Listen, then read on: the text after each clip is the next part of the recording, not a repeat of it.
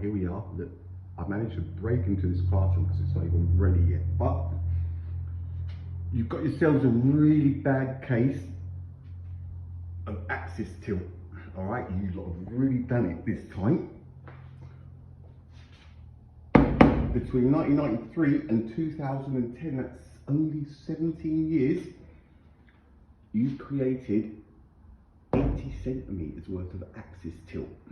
All right, 80 centimeters in 70. This is worse than your man-made climate change. If your axis tilt reaches 88, you're going to get water splash. All right, that means the water from the blue and green is going to splash that way. Team has done a study. If it's not sorted by 2030, you're going to get irreversible water splash. At 88 centimeters, that could be in as little as 6 or 7 years. You're going to get water splash. Okay? You need to stop messing about with the planet, right?